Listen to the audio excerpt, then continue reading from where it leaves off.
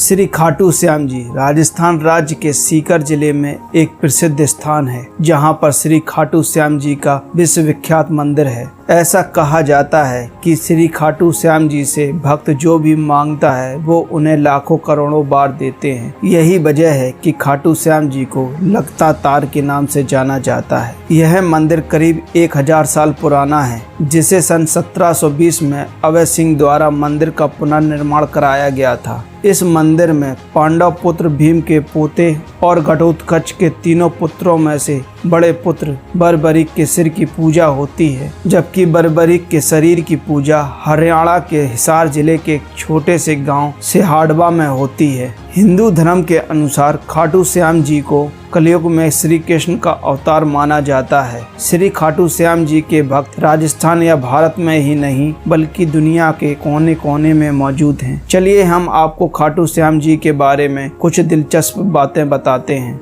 श्री खाटू श्याम जी की कहानी मध्यकालीन महाभारत से प्रारंभ होती है। वे पहले बर्बरीक के नाम से जाने जाते थे। महाभारत के बर्बरीक पांडु पुत्र गदाधारी भीम के पोते हैं। बर्बरीक बचपन से ही बहुत वीर और महान योद्धा थे। उन्होंने युद्ध कला अपनी माँ तथा श्री कृष्ण से सीख ली थी। महादेव की घोर तपस्या करके उन्हें प्रसन्न किया और 3 बाण प्राप्त किए। इस प्रकार बर्बरीक को 3 बाणधारी के नाम से भी जाना जाता है। शिव के ये तीनों बाण बर्बरीक को तीनों लोक में विजय बनाने के लिए काफी थे। जब कौरव और पांडवों के बीच युद्ध होना था, तब बर्बरीक ने युद्ध देखने का निर्णय लिया। जब श्री कृष्ण ने उनसे पूछा कि वे युद्ध में किसकी तरफ से युद्ध करेंगे, तब उन्होंने कहा था कि जो पक्ष हारेगा वो उनकी तरफ से लड़ेंगे। यह बात सुनकर श्री कृष्ण चिंतित हो गए। भगवान श्री कृष्ण यह बात जानते थे कि बर्बरीक प्रतिज्ञा वर्ष हारने वालों का साथ देगा। यदि कौरव हारते हुए नजर आए तो फिर पांडवों के लिए संकट खड़ा हो जाएगा, और यदि जब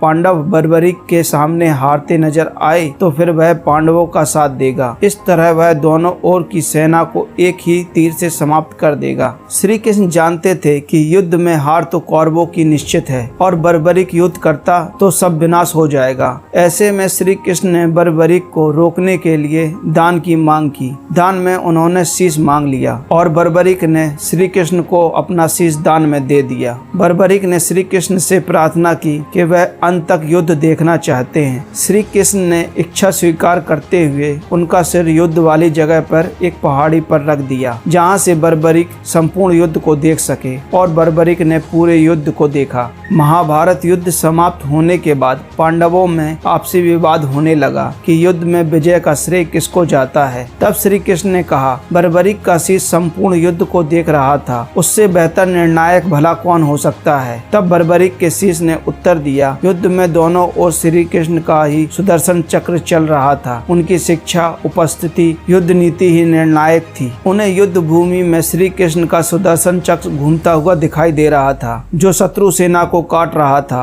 और महाकाली कृष्ण के आदेश पर शत्रु सेना के रक्त से भरे प्यालों का सेवन कर रही थी। श्री कृष्ण बर्बरीक के इस बलिदान से काफी खुश हुए और उन्होंने कलयुग में श्याम के नाम से पूजे जाने का वरदान दे दिया। फागुन माह में एकादशी को उन्होंने अपने शीश का दान दिया था। इस प्रकार वे शीश के दानी कहलाए। ऐसा कहा जाता है कि कलयुग के शुरुआत में राजस्थान के खाटू गांव में उनका सिर मिला था। कहते हैं कि अद्भुत घटना तब घटी जब वहां खड़ी गाय के थन से अपने आप दूध बहने लगा था। तब उस स्थान को खोदा गया तो वहां खाटू श्याम जी का सिर मिला। तब लोगों के बीच ये दुविधा शुरू हो गई, इस सिर का क्या किया जाए। बाद में उन्होंने सर्वसम्मति से एक पुजारी को सिर सौंपने का फैसला किया। इसी बीच क्षेत्र के तत्कालीन शासक रूप सिंह को मंदिर बनवाने का सपना आया। इस प्रकार रूप सिंह चौहान के कहने पर इस जगह पर मंदिर निर्माण शुरू किया गया और खाटू श्याम जी की मूर्ति स्थापित की गई, जिसे सन 1720 में अवध सिंह द्वारा मंदिर का पुनर्निर्माण कराया गया था। इस प्रकार मूर्ति को मंदिर के मुख्य गर्भगृह में स्थापित किया गया। मंदिर का निर्माण पत्थरों और संगमरमर का उपयोग करके किया गया है। द्वार सोने की पत्ती से सुशोभित है। हिंदू धर्म के अनुसार खाटू श्याम श्याम जी द्वापर युग में श्री कृष्ण से वरदान प्राप्त किया था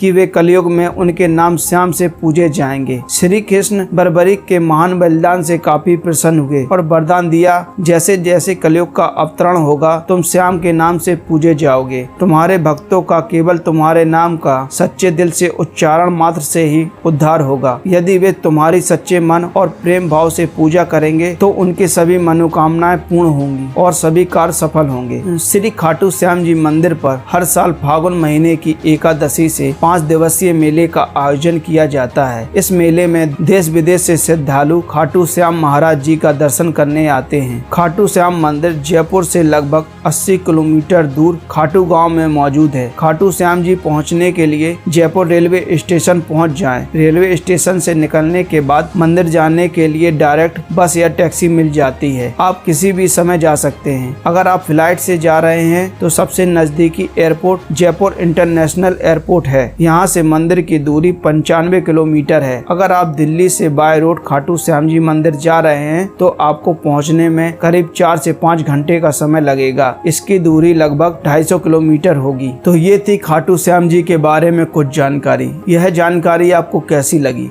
कमेंट्स बॉक्स में जरूर बताएं और शेयर एंड लाइक करना ना भूलें। धन्यवाद।